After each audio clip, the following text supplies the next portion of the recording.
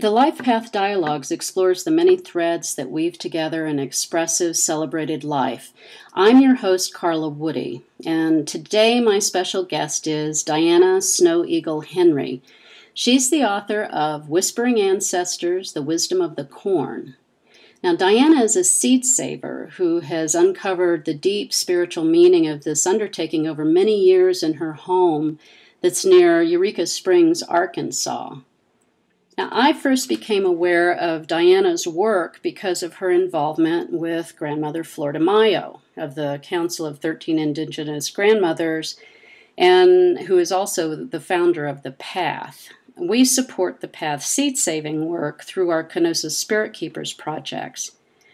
Dianna, along with seed saver Greg Shane, has graciously agreed to share teachings at our benefit on November 1st and 2nd in Scottsdale, Arizona, and I'll offer more information on that later. Now, I'm delighted to have Dianna join me here. She has a number of things to share with us about how she came upon this path of the seeds and where it's taken her. Dianna, welcome. Good morning, Carla. This is Dianna. We're having a wonderful day here, so it's great to meet you like this. That's great. And we've talked on the phone a couple of times before, haven't we? Yes. Yeah, and found some connections here. So what I'd like to ask you first is, have you always saved seeds? I grew up in a farm family in Kansas, and I discovered seed saving in my 30s after I was married and had my family, and discovered that our family had gardened all of my life and never saved seeds. And when I approached my mother about this, she got really upset with me and said, "Dianna, we went to the hardware store and got seeds." Huh. And I realized later it was because she grew up during the Depression. And she never had money to do anything. So the fact that she could go to the hardware store and purchase seeds was a major thing for her, just her way of life. So one thing I know, and when we have talked before, is that you have some Native American roots, Dianna, and I'm wondering how you came to the path of your Native American roots and how it may be that seeds are tied to that. My archaeological experiences have led me to this knowing. I'm participating in a dig in Kansas in the amateur program through the state historical society.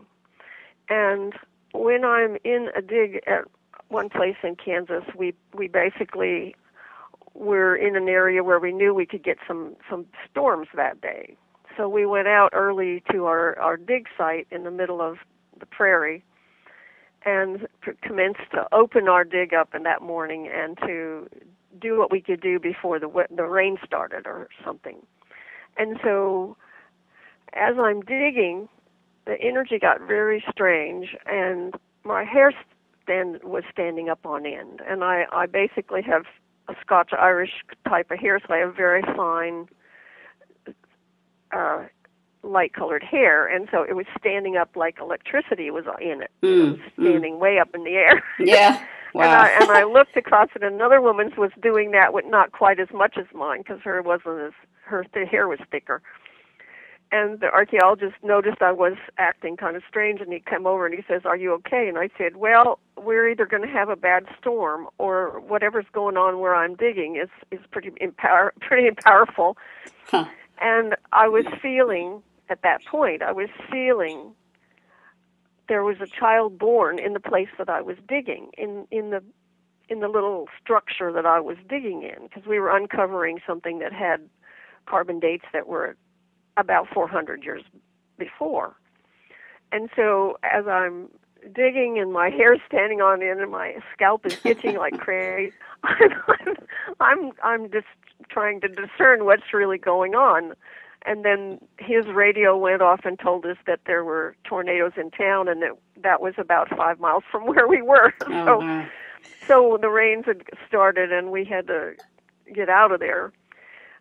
So with that, I discovered also that I knew things about places that didn't make any sense to my rational mind. Right. And what I was doing was opening my own spirituality to the fact that I have lived on the Central Plains for 38,000 years.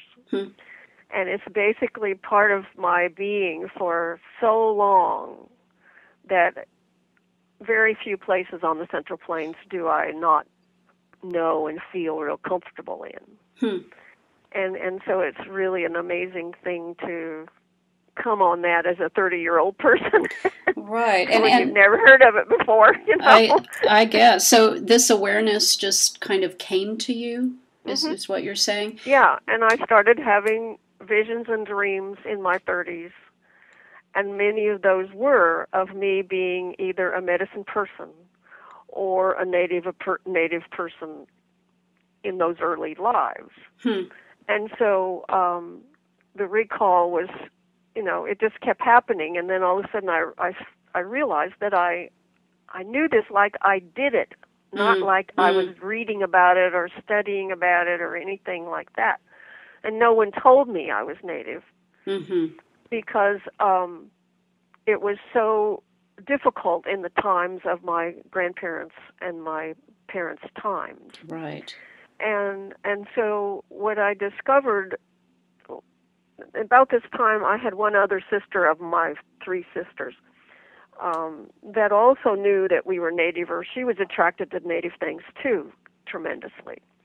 So when my grandmother died in her 90s, we approached my aunt back in the back bedroom during the funeral where nobody would listen to us and we could be private.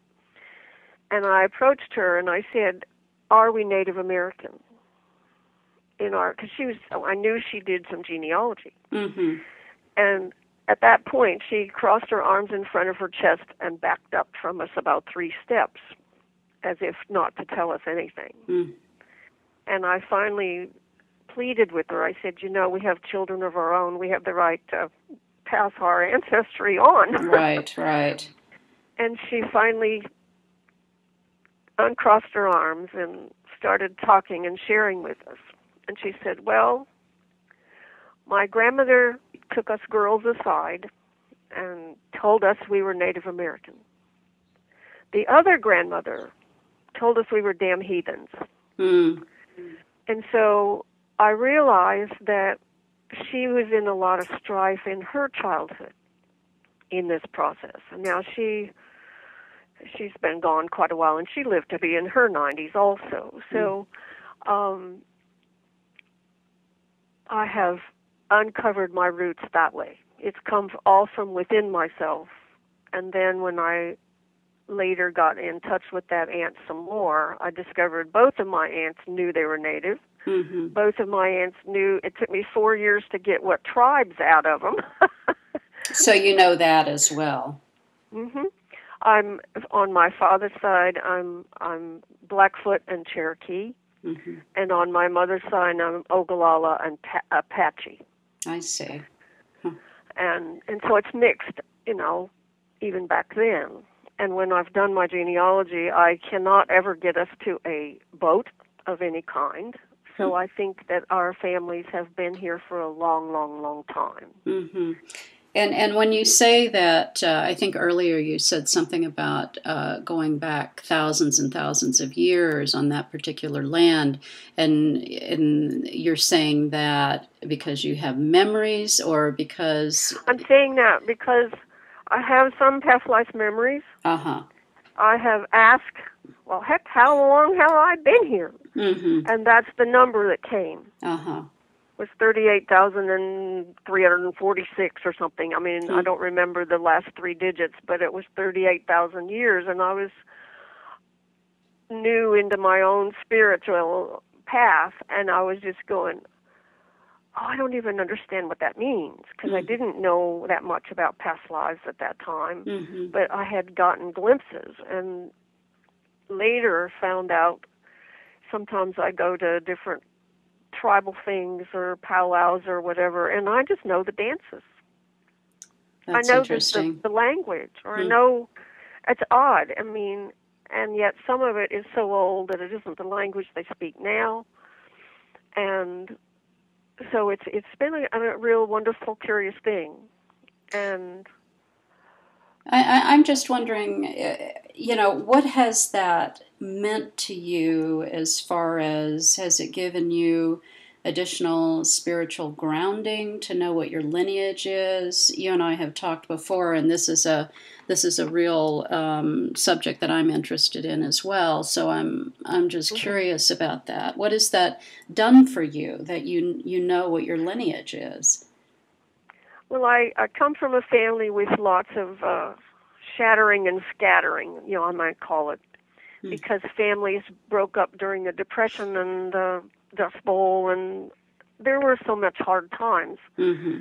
So many families I didn't know most of my cousins very often because we moved away, or we left the farm and became different kinds of people and got educations and scattered ourselves all over the United States, rather than when I started out as a child, we all lived within the same little county, Mm-hmm. any of us. And so it was easy to be family, where in my early childhood, it went away. We all scattered around Mm-hmm. and lost touch and became estranged to each other. And then in my own family, my mother and I did not get along so well, and we were estranged for 30 years.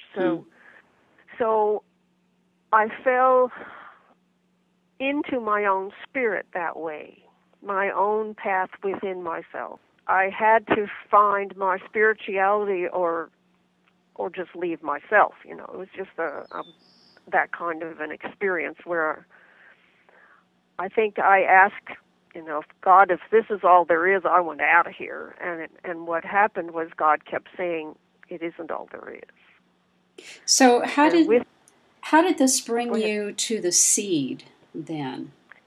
Well, at that time I was in archaeology, and the seed, I had a good job with the Kansas State Archaeological Laboratory, and it was a half-time job, and I was a young mother, so I had lots of responsibility with 2 children, and I was just going crazy. I was just not feeling fed and not feeling spiritually intact. And by going to work in archaeology, I got away from being a mother for a little while, and that made me feel more grounded in myself. Mm-hmm. And so as I did that, I also was doing genealogy and archaeology and all this kinds of things I started meditating and doing yoga and biofeedback and getting myself in much better shape. And within that system, the seeds had come, but I didn't recognize them so much. I started growing a Native American corn, and it was so beautiful. It was so incredibly gorgeous that I'd never seen corn like that, because it was a blue Hopi corn. Oh, wow. And I'd grown up with sweet corn, which was yellow or white, period. That's all I knew about corn, except we fed the yellow stuff to the pigs and the cows, And so I didn't know about these other things. And when I began to see them and feel that they were so beautiful, then I went through a stage where, as I was meditating one morning, Creator told me, I want you to stop working with the dead and start working with the living. Huh, wow. I want you to leave the archaeology job. So I went and turned in my fact that I was going to be gone in 2 weeks. Yeah, your resignation, essentially. Yeah, my resignation. Yeah. And so at that stage, I didn't know what that meant. I didn't know what start working with the living meant. And within a few months, the seeds showed up, because I had been at a dig. Those incredible 400-year-old seeds were still talking to me. I had found people in archaeology with new seed of these old varieties with Native American titles on them. And so I started growing them. And then when I went to the Prairie Festival that year, there was Carl White Eagle Barnes, who's my corn mentor, who's Cherokee. He was sitting there with this display of 360 varieties of beans he had brought to the festival to wake people up, because he was a seed saver also. 360 varieties of beans. That's gut amazing. Bean. Wow. They were gorgeous, and they were spellbinding, and they were like, I couldn't figure out what the deal was. So that's when several of us formed the this Central Prairie Seed Exchange. And then all these varieties came to me. And then I began to see that, there's something about these that's just got to be dealt with. And then I became a seed saver. Mm-hmm. I learned how to do it from him and from other members that joined our little group, who also were elders or people who were genetically, one man was a geneticist. Uh-huh. So he already knew how to do that. Mm-hmm. So we taught each other what we needed to do. And then I joined Seed Savers Exchange in Iowa and continued to learn from that source also. And it also gave me a place to distribute the seeds that I did have, that I had grown or gotten, and we grew out all these ones that I got. Mm-hmm. And so it got more and more intense, and that was not the Blue Hopi corn, but another corn that I was growing later. I remember walking back from the garden one day, and spirit voice came within myself and said, would you carry the corn? Mm. And this, just was, I had worked very hard at my meditations and had learned and discerned very clearly when it was creator speaking and when it was just my drunken monkey self, Yeah, absolutely. And I used to call. I know exactly what you're talking about. Yeah. And did you know at the time when you received that message what a corn carrier was or what it meant? Not at all. Yeah. I had just grown Hopi Blue. I had maybe grown Osage Brown. Well, golly, that's only 2 or 3 varieties. I know. That's not too hard to carry around. I hadn't a clue. Mm-hmm.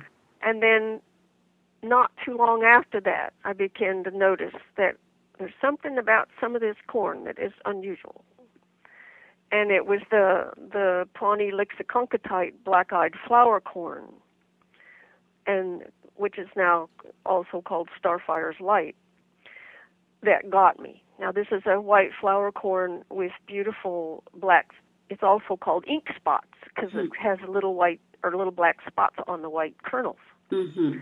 Sometimes these little black spots look like eagles and ETs and dragonflies and you name it. It's a prophecy corn. It's a corn that's grabbed me really, really deeply. And that's when I started getting information from the corn itself that it was so sacred. And I didn't know, because I don't have my Native American lineage clearly defined, because it was passed down to me. I'm getting this all from my true self. Uh-huh. And it's just been an amazing thing to realize that the corn is so incredible in many nations of this world, and it's kept us going for thousands and thousands and thousands of years. And it's so sacred in some places that even people won't touch it because it's too sacred to touch. Only not if you don't touch it in ceremony, Right. Well, I know with the Maya that they consider themselves to be corn beings, and there are a lot of Native people that The Cherokee background says that the corn is our mother and our blood. Mm-hmm. So that's going to be right there with the Mayans. Yeah. Well, so when you're talking about, you mentioned the corn speaking to you, telling you things. What exactly do you mean by that? I used to, within my spiritual circles, I would notice that some people could just pick up a crystal and could read it with their spirit. Mm-hmm. It could tell you what the spirit's energy was, what it was programmed to do, where it was from, all kinds of things. Well, I discovered that at times I could do that with the seeds. Mm-hmm. Not only corn, but seeds. Mm-hmm. And so the corn started speaking to me in this way. And I'd sit down in my early morning meditation, sometimes at 2 or 3 in the morning and 4 in the morning, and I would get my pencil out, and this corn would just start speaking to me. And it would give me whole pages of information, often very profound and often very incredibly beautiful and instructional. And so from then on, I can do this with other things, but not as strong as what the seeds do. Mm-hmm. I'm curious as to how, if you can talk about how exactly that happens. So is it something that you hear and write down, or is it more like automatic writing? It might be all of that. Okay. Because when I first opened to my own inner true self, my God self, as I will call that, Mm-hmm. I said, well, how come some people see auras and some people feel things and some people just know gut know things, and Mm-hmm. how come? And it says, and Creator says to me, I will reach you in any way you're open to. Uh-huh. So I basically made this pact with my Creator and said, I will be open in every way I can figure out how to be. Mm-hmm. So I hear this as a voice sometimes. If I will hold the corn, Mm-hmm. and I will address the corn, and I will ask the corn what it wants me to know today. And then often at that point I will either hear a voice, it will come out of my mouth in a crowd, Mm-hmm. or it will come out of my pencil as I'm writing. It'll start me writing in a tablet. And sometimes along with that I see visions and flashes, like flash visions, or hear different sounds, or, it's just a gamut of everything. Mm-hmm. Well, and another thing I'm wondering is, do you notice that there are different types of messages depending on which corn you're holding or which other kind of seed that you're holding? I've discovered that the messages are limited by your questions. So essentially, when you say limited by your questions, so I know that you do this for yourself and ask the questions. I'm also wondering, it sounds like that you do this with other people as well. Is that the case? Yes. Through this process of my own opening, I met another woman who was opening to becoming a healer at the same time I was. Mm-hmm. And when we met each other, we decided to get together once a week and really start to get to know each other. So we would come together once a week and meditate together. And one time when we did this, we sat down cross-legged in front of each other with our hands touching. And the energy that came in that day was so strong that it numbed both of our arms clear to the elbows. Wow. She jerked back and was afraid. And I just sat steady and said, no, let's ask what it is. We've put our protection up. Mm-hmm. Let's ask what it is and what it wants. When we did that, it said it was the helpers for the seeds, because we both were in the Central Prairie Seed Exchange in its beginning. Mm-hmm.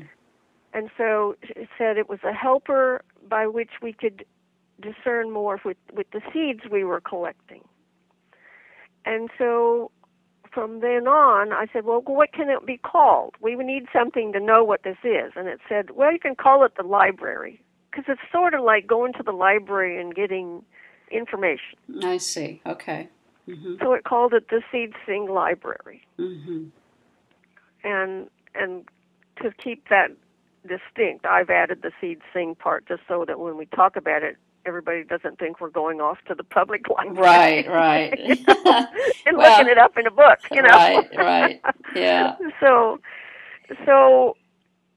we found out that if you did the library in 2, it was very powerful and it numbed our arms.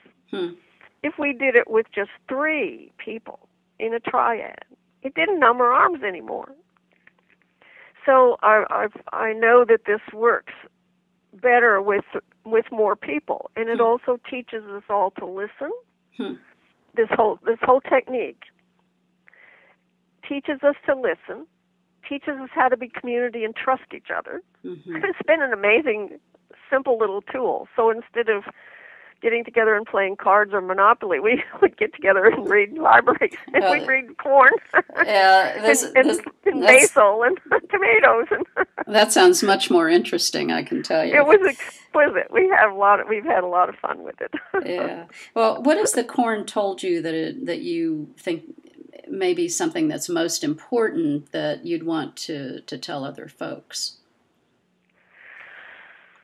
Oh, that love is the most important thing there is. That love is something we have not even tapped. We have barely scratched the surface of what love really is. It's an energy that is as thick as air. I mean, that doesn't sound very thick, but air is thick. And basically, too, that we have to work together. That we all have to work together to share what we find and what we know. Because we were designed as a community to work together, as a tribe or a nation or a family. That is the true way in which we are to work.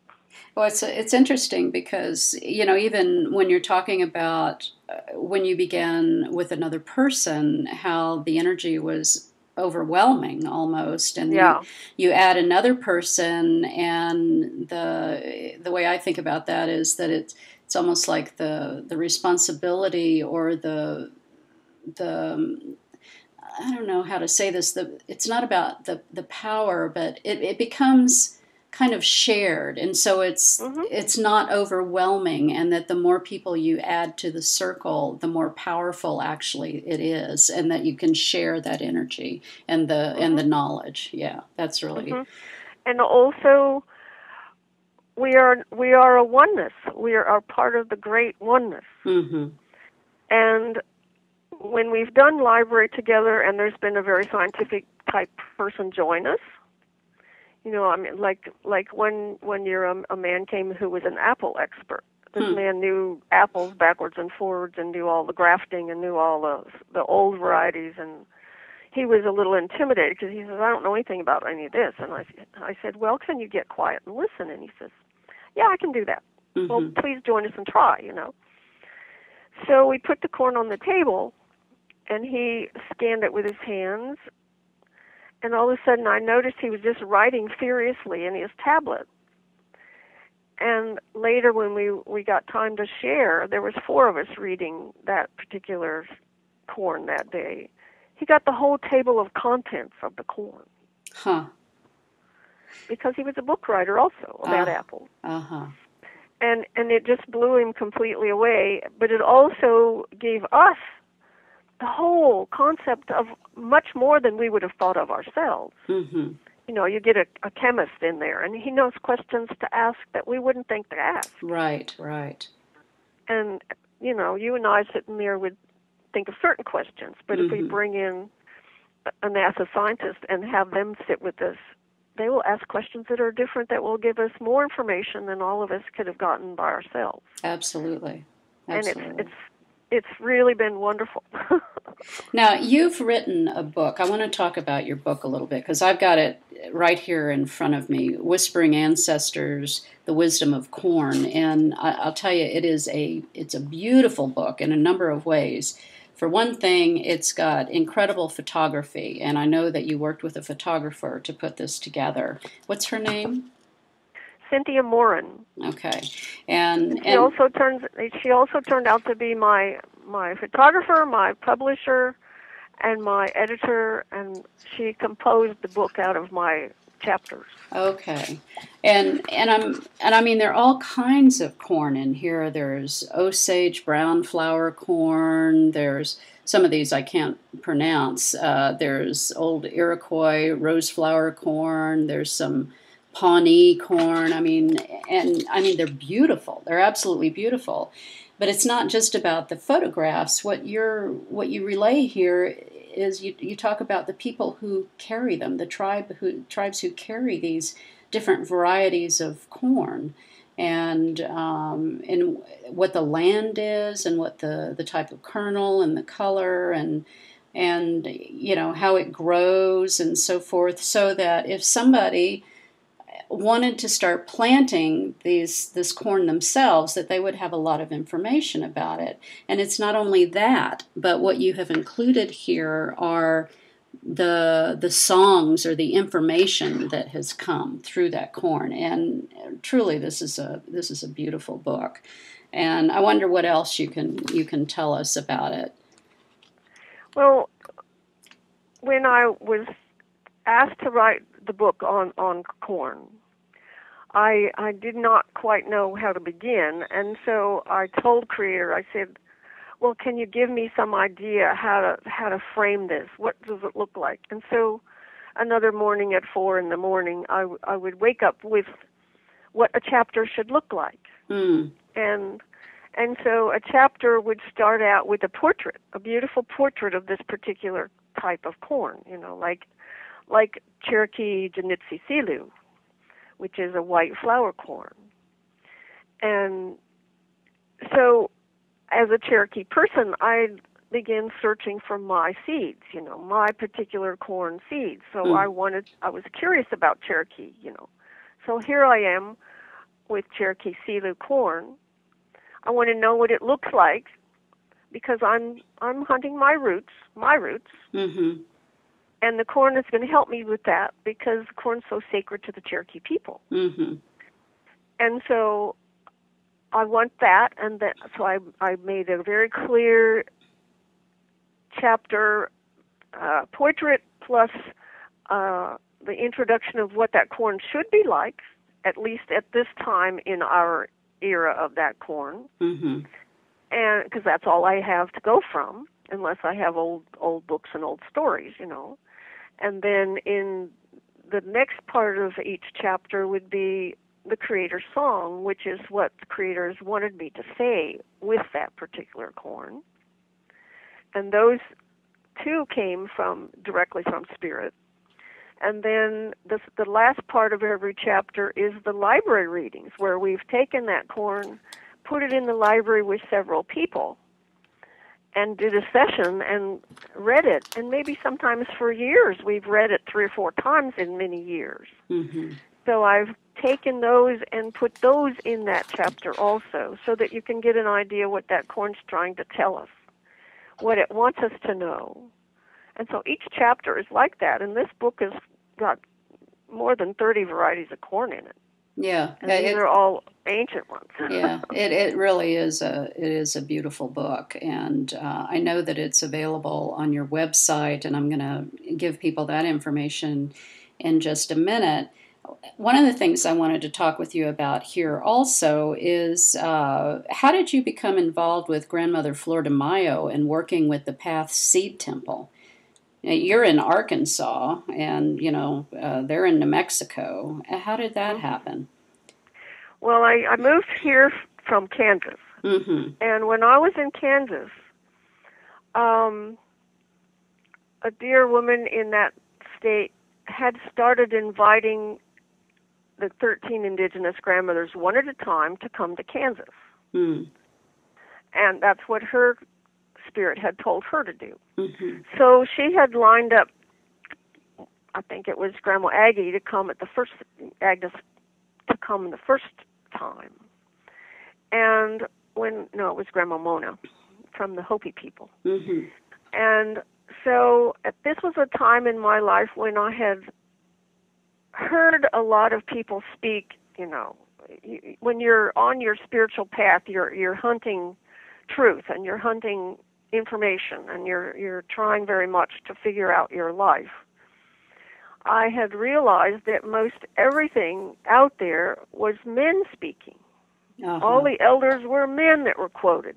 All of this, I wanted to know what the women had to say, because I had discovered that it's the women who often carried the culture and taught it to the children in every tradition. It was the tradition was carried a certain way, and if without the women's wisdom, you wouldn't have the culture. So I decided I wanted to hear some women, especially Native American women. And lo and behold, Grandmother Mona comes to Kansas, and I have the way to go there. So I went to her, and I ended up visiting at least 5 different grandmothers as they came to Kansas. And as they would speak with me, they discovered I knew about seeds. And each one of those grandmothers would say, "You need to meet Flora DeMaio. You have to meet Grandmother Flora DeMaio." And I thought, I'm not going to knock on this door. I'm going to let this door open on its own. Spiritually, that's what I know to do. And she called me one time. She called me on the phone, and we had about 4 different phone calls in about 4 or 5 months. And then she offered to bring me to New Mexico to meet the area, to meet her, and to meet the area where she was going to put the temple for the seeds, and she needed some help. She needed my advice and my expertise with seed saving. So I went, and that's how I met her, and it was just such a delight, because when we first met each other, we just knew each other instantly, and it was just really easy, because she's even shorter than I am, and I'm pretty short, Yeah. Well, and so it was real special. I know you've been out there several times, and I think that at one point that you had just left and I had just arrived or something. So we missed each other. Yeah. So while we haven't met in person yet, we certainly have met that way, and so let me just go ahead and offer some information about our upcoming benefit, because this benefit that we're having will support the Path Seed Temple, the one that Grandmother Flora DeMaio founded. And so it's going to be on November 1st and 2nd at Storm Wisdom in Scottsdale, Arizona. And Friday evening is an introductory talk that will be held from 7:30 to 9, and Dianna will join with Greg Shane, the seed saver from New Mexico, who's also been working with Grandmother Flora DeMaio, for a presentation that you all are calling Seed Keeping, Honoring the Sacred Codes of Life. And then on Saturday, November 2nd, we're holding a Spirit Keepers Circle, and that will be from 10:30 in the morning until 3 in the afternoon. And this circle that we have when we do these Spirit Keepers series events is an experiential opportunity to learn at a really a much deeper level than you can during an introductory talk. And so this Spirit Keepers Circle that you all are going to do is called Opening and Caring for the Sacred Codes of the Seed. Now, Dianna, what can you tell us about what you and Greg will offer in these events? And Greg, in the Friday night event he has an incredible bunch of slides of corn and how this relates to our lives now and what's going on in the society at this time that makes it even more important what we're doing with saving our old seeds and the seeds of our nutritional crops and things. And so Greg's presentation will be, he has a wonderful, wonderful PowerPoint basically on this, and he is an excellent photographer in his own way, and many of these corns will be flashed in. It's a feast for our eyes and our minds. What Greg will be putting forth. And then on Saturday, we're going to go into actually doing library sessions, where we ask people to bring their one of their favorite seeds or something they really want to know about, and we'll put it in a seed that they want, a seed or a plant, and actually do this together. Learn by doing it with something that you need to know. Mm-hmm. And will you be bringing your own seeds with you to help in this process? I can, and I will, in case nobody brings something. Right. Because, I mean, what I found in sessions like this with people that don't know how to do this is it's not so hard to learn how to do it. It's just sitting down and doing it. Mm-hmm. And at the same time, corn is one of the easiest ones to read. The corn beings want us to know more about it because it's been so it's been so tainted and so misused in the agricultural world that it's time for it to come back to its own. Mm-hmm. It's time for it to be restored to its original sacredness. Mm-hmm.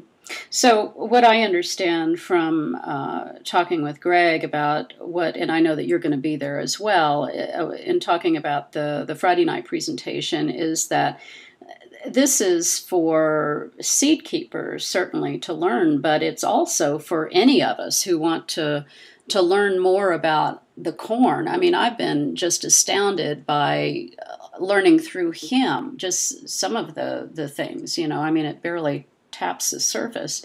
And then he's also going to be talking about, just as you have had your experiences with the corn and the library and so forth, he has had his own esoteric understandings that he's also going to offer, which may be similar or different to yours. So I think that Friday night event combined with the Spirit Keepers Circle, where you all are going to be actually teaching people how to tap into this deeper knowledge, is really going to be exciting. And the other piece of it is, as I said, is that it supports Grandmother Flora DeMaio's seed temple, which is an important thing. They need support, and that's why the nonprofit that I founded, Kenosis Spirit Keepers, has the seed temple as one of our projects that we donate to.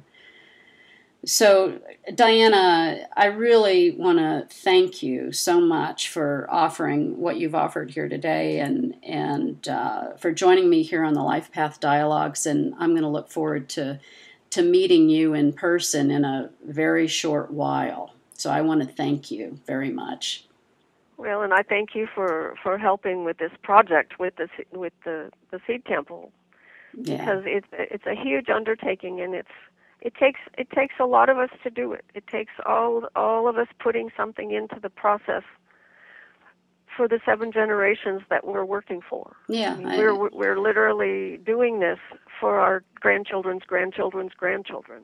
Exactly. And to have that concept even in our thinking is kind of foreign to most of us. Mm-hmm. We think about having it for our own little grandchildren, maybe, mm-hmm. or ourselves, but we don't usually think about what's going to happen 7 generations forward. Yeah, so it really takes a community to do this kind of work, mm-hmm. people to pull together in this way. So, again, I want to thank you. And tell the listeners to learn more about Dianna Snow Eagle Henry and her work. Visit her website, which is www.wisdomofcorn.com. And you can also see about her book there, and I believe you can order your book through that website. Is that the case, Dianna? Yes, and our Spanish version will be to print probably within this month. Excellent. So we've got it transferred to or translated into Spanish now. So that's excellent. That's our newest project. Excellent. And then I also want to tell the listeners to learn more about Kenosis Spirit Keepers and how to buy discounted tickets online for our benefit. Go to www.kenosisspiritkeepers.org. or email info@kenosisspiritkeepers.org. And to follow the Lifepath Dialogues, go to thelifepathdialogues.com. Thank you so much.